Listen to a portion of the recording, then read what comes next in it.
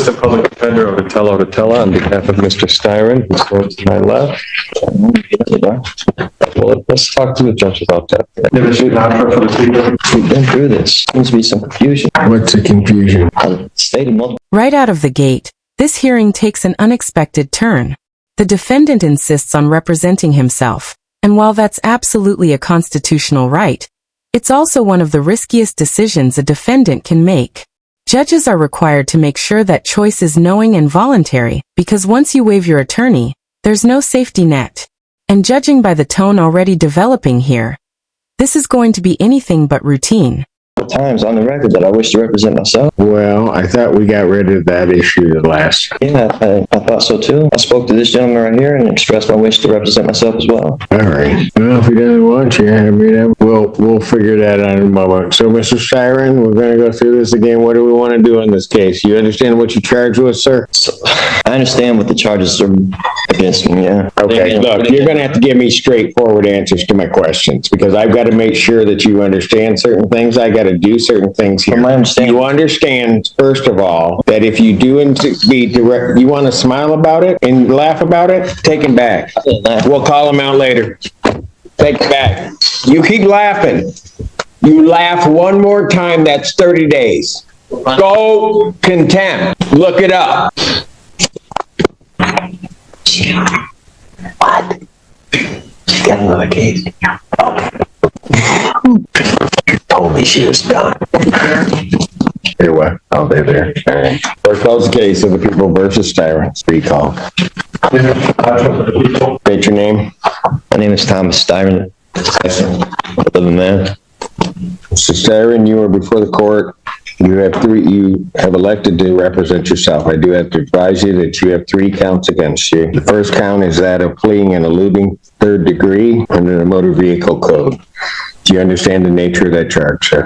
This is under the assumption that you're compelling me to identify as Thomas York Styron, the legal entity on this case? I believe that you are. Do you understand the nature of the charge, sir?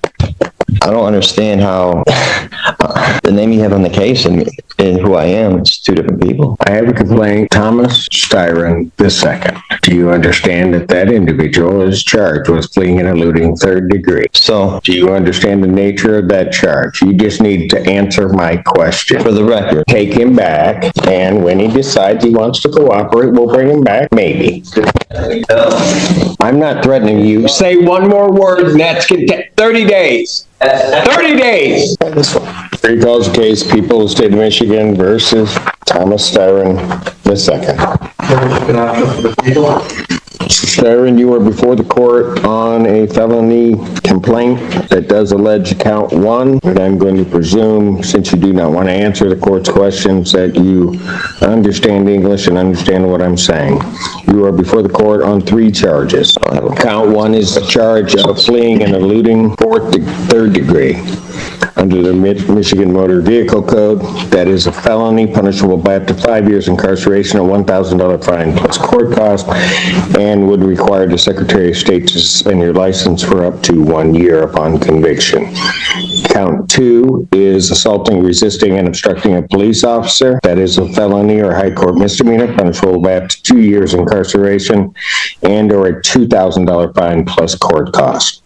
Count 3 is a misdemeanor offense of operating with a license suspended, denied, and or revoked. That is a misdemeanor as indicated, punishable by up to 93 days, $500 fine plus court costs. Your vehicle could be subject to immobilization. Since you refused previously to answer my acknowledgement as to whether you understand that, I will assume that you understand what you're charged with. You are also entitled to be represented by counsel at this and all subsequent proceedings. If you cannot afford to hire an attorney would be provided at public expense to represent you in this matter. You are entitled, as indicated, to be represented at this proceeding, all subsequent proceedings, including your preliminary examination, and if the matter were to proceed by trial, you would be entitled to counsel. It is, as we have gone through with the previous proceedings, the court's understanding that you do not wish to be represented by counsel, representing yourself. I have to advise you that in representing yourself, the court will make the presumption that you understand the Michigan court rules, those regarding both procedure and those regarding evidence. The court will not be providing any legal assistance to you during the course of those proceedings and will hold you to the same standards that I would hold an attorney representing or practicing before this court. So, with all of that, and with the court's understanding that you do not want to be represented by counsel, I will set this matter for its next proceeding. You understand I'm the beneficiary, not trustee, right? That will be the preliminary examination. I will set the preliminary examination. Has discovery been provided to the defendant? Your Honor, he was previously represented by the public defender. I don't know if he turned over paperwork to him. Does anybody from the public defender's office know whether or not the defendant has been provided discovery? Mr. Odella. Thank you, sir. Thank you. Your Honor, we have the discovery. I have not been able to share that discovery with Mr. Steyer, and I've tried to speak with him and go over it, but I'd be happy to turn that over to him at first available. All right. If you would either turn that over to the court officer so that they can provide that to Mr. Steyer so that he has some discovery, and if you could do that today, I would appreciate it. Yes, Your Honor. I'm setting the preliminary examination. Thank you, sir. Yes. The people would have their witnesses available June 11th. Set this matter for preliminary examination in person, June 11th. 2024, 9 a.m. That is before me. Defendant, as he was leaving the courtroom the last time, the court did find the defendant in contempt, sentenced him to 30 days. The defendant will serve that sentence.